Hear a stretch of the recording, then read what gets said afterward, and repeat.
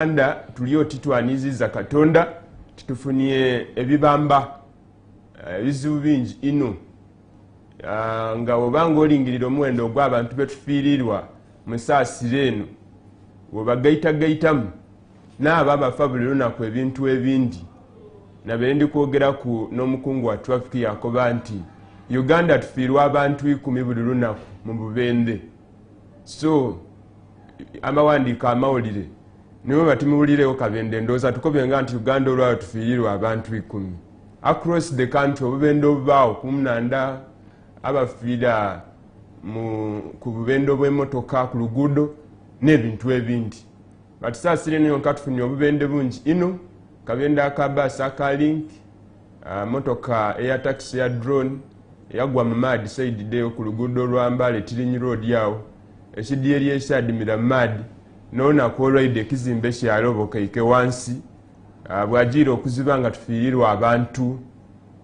Poliisi atukobe ntufiirirwa abantu 3 aye nga bangi ku abo batwalibwa nga embeera tinkalamu. So ndowooza nti naakaire twesabire oba oliawo Katonda we tuba twamuniiza atusaasire oidi kyonna kisoboka.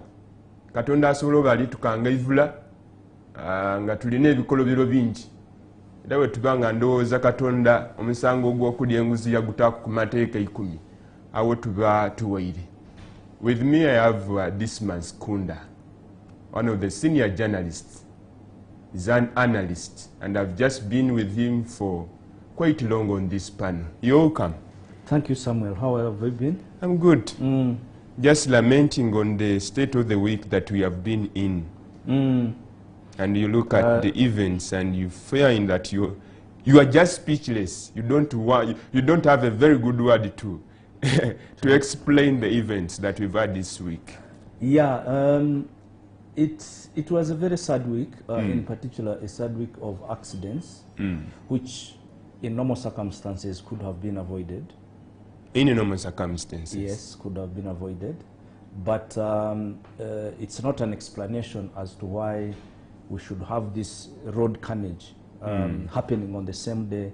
Actually, it's not on a road. It was also on lake. There was an accident on the lake. Actually, it's like the accident spread. Yes, they spread. There was on the lake, there was in Mbale, there was on Masaka Road, then there was in Fort Portal. The Fort Portal one was quite a spectacle because not that any life that is lost is not important, but the number of children that were in that bus that were lost and the numbers that were involved, it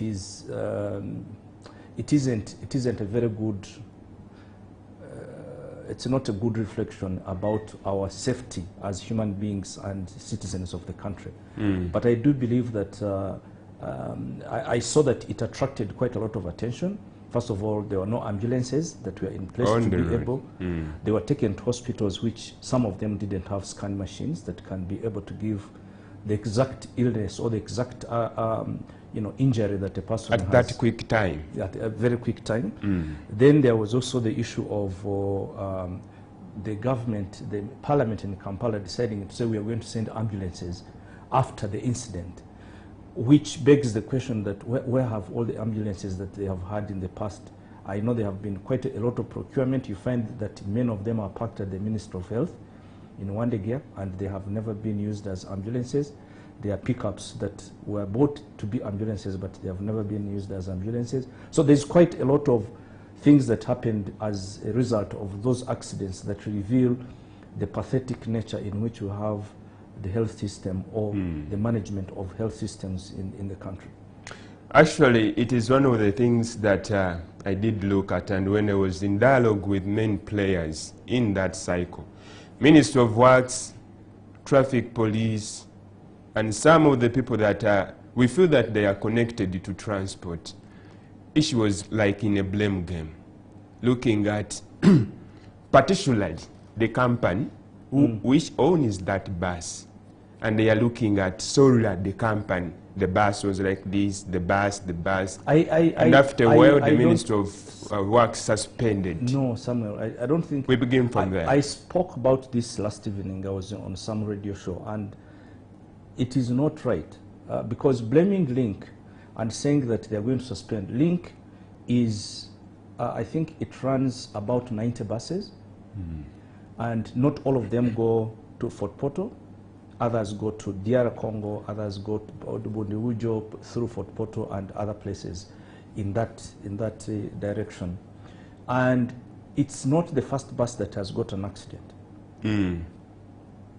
And other buses that have got accident have never been suspended. In other companies? In other companies. They have never been suspended. Two is that an accident is an accident. To punish a bus, if a bus company is owning 90 buses, it has bus drivers, those are almost 90 bus drivers, it has conductors, it has turnboys, it has quite a lot of people who depend, whose economy is around those buses. Now, when you suspend that bus, you will have created a certain group of people not to be employed. There are other systems that the Ministry of Works could have done, which would have helped to be able to stem the accidents that happen in the country. It's not only a link that there's another bus, I think it's called the YY. There's another one called Global, which hails from Barara. All of them have had accidents. But the point is, what is the management structure of the road safety in Uganda, so that you forestall a situation in which you are looking at a particular company and apportioning blame on that particular company. That, to me, would have been a better understanding. Let me give you an example. Air transport is possibly one of the safest means of transport that we have in the world and in Uganda. Air transport, planes, and they also have accidents, but they are very minimal. Why? Because there's a lot of checks that are done. There's a lot of safety checks that are done to make sure that an aircraft can't go in the air if it's not safe. So because of that, that belief that there is a lot of risks in the air transport, the management of it try to take it as so serious to say that anyone taking it is so safe. Yes. So that's why you have civil aviation. Civil aviation, it's managing the safety of the aircraft and the passengers on who are using the Entebbe International Airport or any other airdromes and airports in the country. But now, for us in the country, initially we used to have it's called the IVO, the Inspector of Vehicles here in Nakuru. It stopped because it was transferred to SGS. SGS is a company which was given this contract, private company. But no one uses it. It has no enforcement capacity. The enforcement that was being used by police at IVO in Nakuru was that they would inspect the vehicle. If you took your vehicle at IVO and inspected by police, it would be extremely thoroughly inspected. Brakes, tires, etc. Now, this bus, we are told, it burst a tire. Others are telling us the driver of that bus link got a heart attack. Others are telling us he was overtaking a trailer in a very dangerous corner. There are many stories that are coming up about that. But the essence is, if I was Uganda National Road Authority, what I would do, I would possibly have to set up an authority or a group that inspects these vehicles if they are roadworthy, so that they don't go on the road if actually they don't have the necessary mechanical excellent condition that allows them and reduces the risks that we have. We have a number of players in. We have Uganda National Roads Authority manning the roads on which these vehicles move. We have Minister of Works and Transport, where all these people fall to be regulated and to be licensed to start operating. Yes. We have the Uganda Traffic Police. Yes. And we have the bus companies. Yes. On which percentage can we, among those players, whom do you think has not done his sorry part so that other players can look at a chain and it is moving smoothly? I think one of the things that we can't dispute is that the roads are not necessarily 100% well done, but they are almost about 90% well done. There are some roads which still have potholes, which can be a source of an accident. But the majority of the roads, now I'm speaking on the side of UNRA. So UNRA has done its part on making the roads, on putting signs and making sure that there is enough light, that, you know, UNRA has done its part on that part. Ministry of Works is a regulator of the transportation business in this country. Its work not only is to supervise, but also to be able to say, you know what, how do we tell which is the vehicle that is safe enough to be on the road? I saw one of the directors of Ministry of Works speaking and saying that they would have, that had they known in hindsight that the vehicles, the buses that are bought by Link, they would have inspected them much earlier and known whether they are in good. But that one, you don't do it in retrospect. You do it before an accident happens. You don't wait for an accident to happen for you to think and you say, maybe actually I should have done this before, when the accident has already... Maybe the insight comes after an accident. Somebody may not have that insight that maybe we need to do this. No, but why are you there then? Why are you being paid by the government when you can't be able... That creativity of thinking beyond an accident, thinking beyond the risk. Somebody may not be having it, take it. Then now, it means if me and you, we are thinking and we're not experts in that, how about them who are paid to do that work? They should be able to think through and say, what if an accident happens? These buses which are being bought, where were they manufactured? Who built the body? Is the body you know, strong enough to be able to give protection to people in case? You saw how that bus rolled. And how... And out of the blue, just out of a few minutes, yes, it is gone. It's gone. So what kind of structure is that? So the inspection of the vehicles, the way they are manufactured, the way the tires are, the way they are serviced, the way they are driven, everything that is necessary. Now, that is on the side of Ministry of Works. They should be able to do that. On the bus owners are business people. Yeah. They'll want to make a bus that is as cheap as possible, as long as it can carry and bring them their money. So if Link says that they have 70 buses, no, 90 buses. 90. And so those buses are manufactured where? There are buses that are manufactured in Japan. There are buses that are manufactured in South Korea.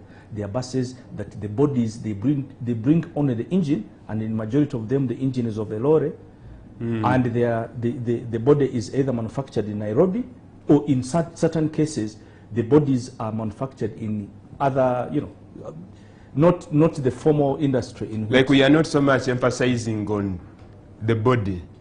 The body is very important. No, I mean, like if you are trying to say that we are importing a bus, yes, and somebody is looking at the engine, it's Japan made, but no one is so much considering where was the body made from. No, that's the thing, because the engine of a car is an engine. It's pulling something. It's running at it. It's how many cc's? 5.6 cc's.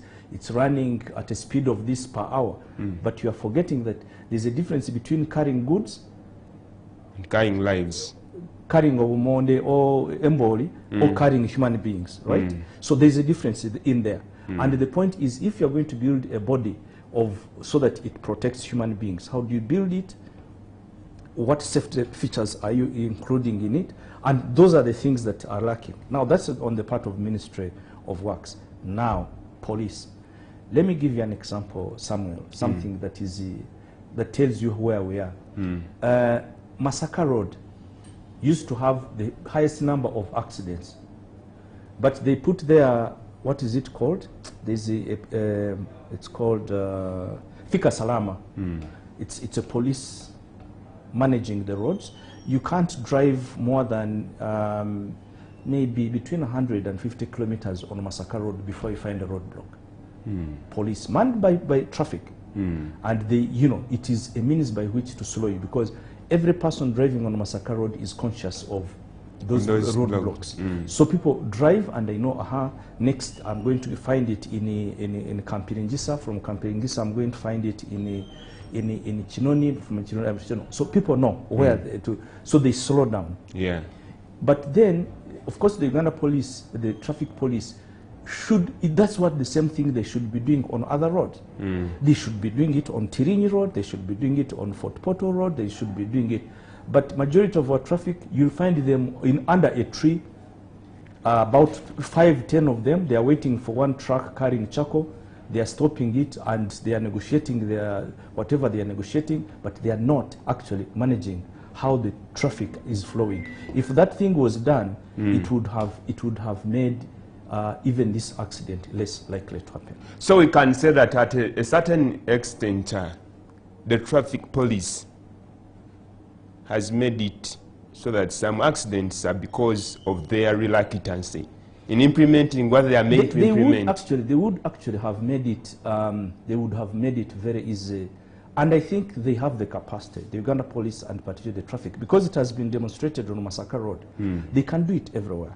Why isn't it that Fort Portal also? And Fort Portal is a road that is quite very busy. It is going to Bundibujo. It is going to Kasese. It's going to DR Congo. So it has quite a lot of traffic and needs to be managed like you are managing another highway that is leading to another country, much like how they do on the Masaka Highway. Oli kubaba TV, Deno TV washibazinga program council efe kambenga nkumuzamu katono for the case of people abaliwulira ino Lusoga. Apologies to you.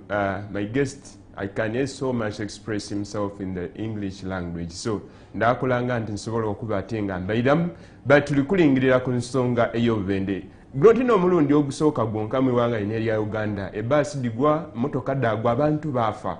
Niwe tuba tufiirirwa omuntu mulala, obwo obulamu babugiire. Omuntu omulala oyo abantu amadipendinga ku baba basigaire nga bamulekwa. Kampumulemu katono n'abatuize tujatandikira utavaawo nizo Samuel Mwesigwa.